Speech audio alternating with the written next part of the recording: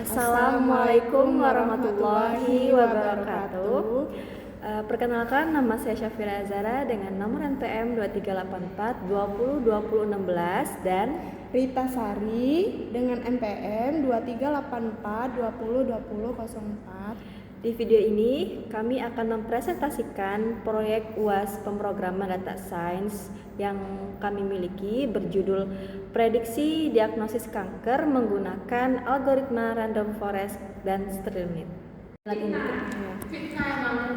Latar belakang dari proyek ini adalah pentingnya deteksi dini terhadap penyakit kanker dengan data dan algoritma yang tepat.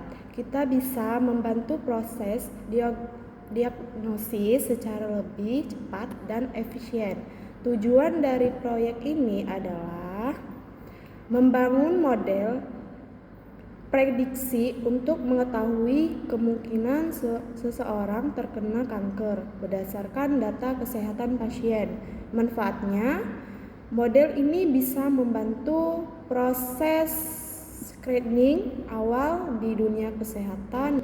Dataset yang kami gunakan bersumber dari situs Kaggle dan bisa diakses melalui tautan berikut. Dataset ini berisi informasi dari 1.500 pasien dengan total 9 kolom fitur dan 1 label diagnosis.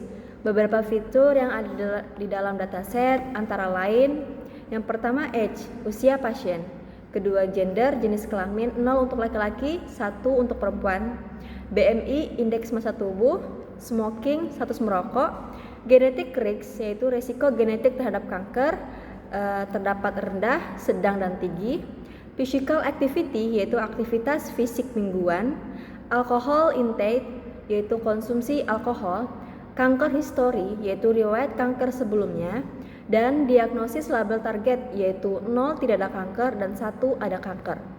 Tujuan dari dataset ini adalah untuk membangun sistem klasifikasi diagnosis kanker berdasarkan fitur-fitur kesehatan pasien. Beberapa proses pre-processing yang kami lakukan meliputi yaitu pemisahan fitur dan label, normalisasi data jika diperlukan, split data menjadi training dan testing.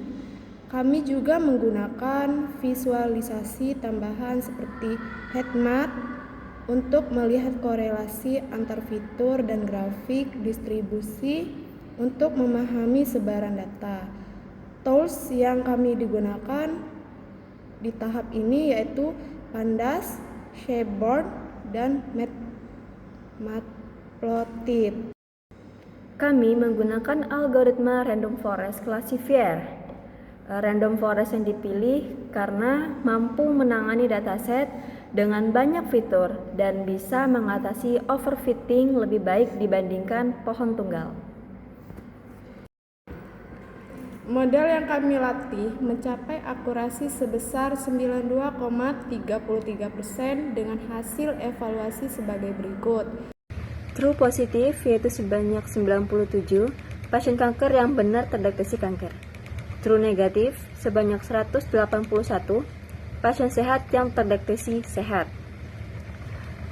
Sedangkan false negatif, sebanyak 16 pasien kanker yang salah terdeteksi sehat. Dan false positif, sebanyak 6 pasien sehat yang salah terdeteksi kanker. Kelebihan dari pendekatan ini adalah performanya cukup tinggi, cepat dalam pelatihan, dan tidak butuh scaling yang kompleks. Kekurangannya, model ini cenderung lebih sulit diinterpretasikan. Kami membangun aplikasi prediksi menggunakan Streamlit dan deploy melalui Google Colab.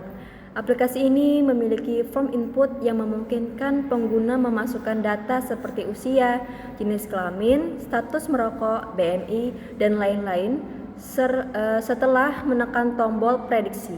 Model yang telah kami simpan dengan joblib akan dimuat dan hasil diagnosis akan langsung ditampilkan. Berikut ini adalah tampilan dari aplikasi Streamlit kami.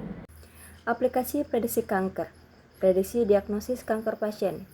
Nah, di sini kita akan memasukkan karakteristik pasien di bawah ini.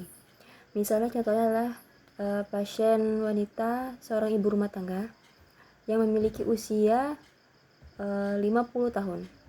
Ini kita cukup geser saja. 50 tahun.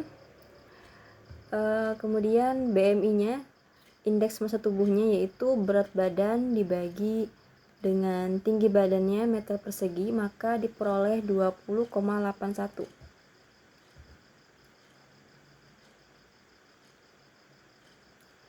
Aktivitas fisik jam per minggu. Jadi dalam seminggu itu aktivitas fisiknya berapa jam? Misalnya seperti angkat beban, olahraga, dan lain-lain sebagainya.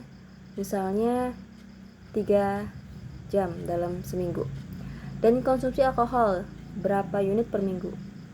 Pasien diketahui tidak pernah mengonsumsi alkohol, maka 0. Kita isi 0. Jenis kelaminnya adalah wanita. Status merokok tidak. Risiko genetik rendah. Riwayat kanker pribadi tidak ada. Kemudian kita simpan data. Data pasien sudah tersimpan dan hasil prediksinya tidak ada kanker dengan probabilitas kanker 28,00%. Dari proyek ini, kami menyimpulkan bahwa model random forest cukup efektif untuk memprediksi kemungkinan kanker. Berdasarkan data pasien, model ini berhasil mengklasifikasi dengan akurasi lebih dari 92%. Kedepannya kami berharap proyek ini dapat dikembangkan dengan data medis yang lebih real time dan fitur tambahan seperti riwayat keluarga, lingkungan, tempat tinggal, dan lain-lain. Terima kasih telah menyaksikan presentasi kami. Kami akhiri. Wassalamualaikum warahmatullahi wabarakatuh.